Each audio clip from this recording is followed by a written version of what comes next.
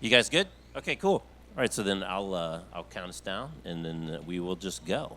In 3, 2, 1. Hey, welcome back, everybody. Jeff Rick here, coming to you not from the home studio. Looks a little bit different. I'm actually in Austin at Running Remote. So Work 20XX on the road with my good friends at Running Remote. So we're here talking to the experts. And what's interesting about remote work was said once long ago by a guy much smarter than me, Darren Murph. Remote forces companies to be good at things that all companies are good at. So whether you're full remote, whether you're distributed, hybrid, or everybody in the office, these are all lessons in terms of knowledge management and communication and engagement that we can all benefit from. So we're excited to have our next guest. He is Mike Melen, and he is the co-founder with his brother of SmartSites. Mike, great to see you. Great to be here. Thank you so much. Absolutely. So for people not familiar, give them the quick 101 on SmartSites. So we're a digital marketing agency. We do SEO, pay-per-click, email marketing, social media, and websites. I started myself just in the SEO piece, and then we really branched out from there, seeing that a company, a small business that we serve, they don't need just SEO, they need the full service, and we really became if as long as small businesses need digital marketing, we'll be able to provide it for them. Okay, so you're giving a session in a little bit here at the show called How I Scaled My Business 400X Using Remote. 400X. First off, congrats on the great growth. But, you've talked about getting ready for this. You're a New Jersey-based company, and you used to hire all locally, and that was your thing. What happened that made you suddenly decide we need to go outside of New Jersey? First off, I'll say that the credit of that title is not to me. I don't know who made that title, but it's a really good title. But I was looking at it also. I'm like, 400X would be like $1 to $400. So, but in this case, it was 1 employee to 400 employees, and that's where they got the 400X. Again, okay. I don't take credit, but it is a good title, and that is the title of the session. There's a whole other group of people that write the headlines than write the stories at the newspaper. Yeah. It was good to me. It was pretty good. And it was actually introduced to me. They said, hey, do you have the presentation ready? I'm like, well, what's the title? And I'm like, that's a really good title. I'll work on it. And actually, the way it started, I started remote, and I started what eventually became SmartSites. I actually started in college, and first I did things myself, and I started this in the summer.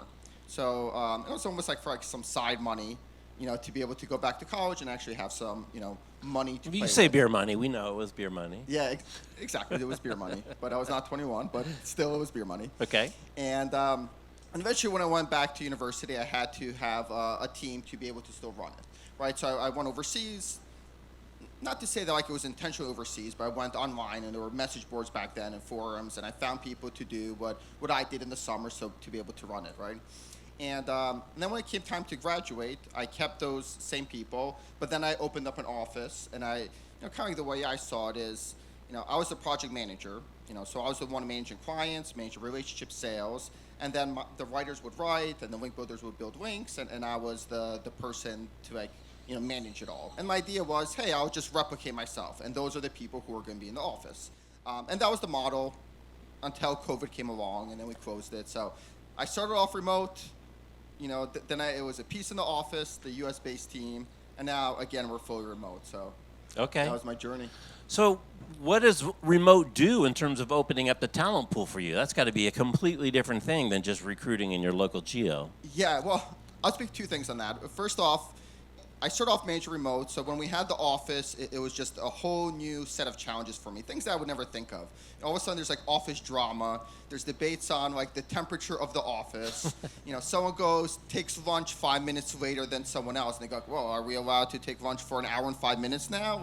Where does it end, Mike? It was just oh my God, it was so hard for me to manage that, because I came from just managing on KPIs, here's what you have to do. Right. And you just get it. I don't care when you do it. You just do it. And then when I opened up an office, it was just so many distractions, right? So that was one challenge with the office, which again I'm happy to go fully remote now, be able to more focus on the KPIs. Secondly, I headquartered it quite selfishly, next to my hometown, right? So I didn't look at a map and say, hey, what's good for this business? I looked at a small map, and I said, what's close to home, right? Right.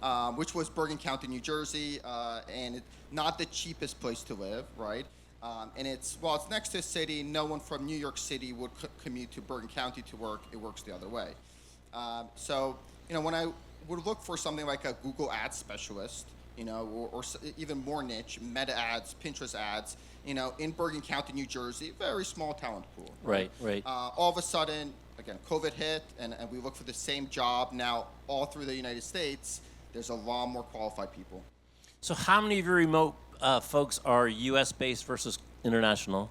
So we keep still a very similar model to what I started with. Was everyone U.S.-based is client-facing, so sales, project managers, and then the writers, the developers, the designers, they're overseas. So we have around 100 people in the U.S. and around 300 overseas. Okay. So there's always the tricky question that comes up is pay. Do you pay by geo or do you pay by skill? By skill, but no, that's. It's funny the way I've looked at it, and I'm going to talk a little bit about it tomorrow. When I first went out to look for, this talent, right, and I would see like, oh, this person from Australia is wanting the same rate as this person from Indonesia, and I would look at this and go like, okay, maybe I'll take the person from Australia, right? And then I would realize like, yeah, that's not a living wage for the person in Australia. So all of a sudden, like, my mindset flipped and said, hey, I want to look at people from really affordable countries because that dollar is going to go a lot farther for them. So we don't do, we don't look at geo for pay. Yeah, we don't look at geo at all. And it's funny because it's wide, right? It's a huge range, or is it collapsing? What do you see? I'll say this also. So in Meta, I was reading what Meta does, which I thought was funny. So Meta pays you, in the U.S. based on where you live. So I have a buddy who works for Meta, works for Facebook, and although he moved away from New York City, he still tells Meta he lives in New York City. And he goes, if Meta finds out that I actually moved upstate, all of a sudden they're going to pay me 20% less, right? So yeah, we don't do that. That's crazy. So one of the things you've also talked about a lot is hiring young and giving opportunities to people to grow with the company, and that's really one of the benefits of being in a high-growth business. I wonder if you can share a little bit more about that philosophy and how that's worked out for you. Yeah, I mean, it's worked for us, right? It's hard for me to say, like, hey, it'll work for all cases, but for us, it was always like, maybe we'd have, like, the luxury to, like, hire, especially when we started, like, really experienced people, right? So, like, all we could do is hire kind of like inexperienced and work with that, and it's worked for us. And another thing, I'll speak about it a little bit tomorrow too, it's we set out this goal really early on to grow 30% per year. And I'll say it was almost like accidental. When I envisioned the company, I envisioned like me and my best buds, like make a company, right? Like something small, like, me and my 10 best friends, and we're gonna do something cool together, and that's what it is, right? And I was at that point really early on, but then I realized all the best people, they wanted growth. Right, so they say like, Mike, what's like the growth plan? I'm like, what growth plan? Like, I'm cool with this. Like, aren't you? And they're like, no, like Mike, I don't want to be like your only salesperson forever.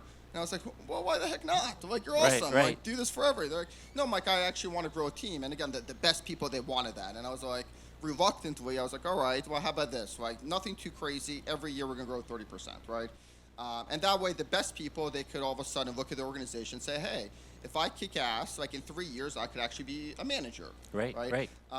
Yeah, and that was the goal we set up. So yeah, it wasn't like we went from one to 400 overnight. It wasn't even like here's the 6 months it happened. It was actually very organic. Every year, maybe like plus or minus 5%. Maybe COVID was a little slower, but for the most part, each year we grew around 30%. And you multiply that out for 14 years, and we're at 400 some odd people. That's great.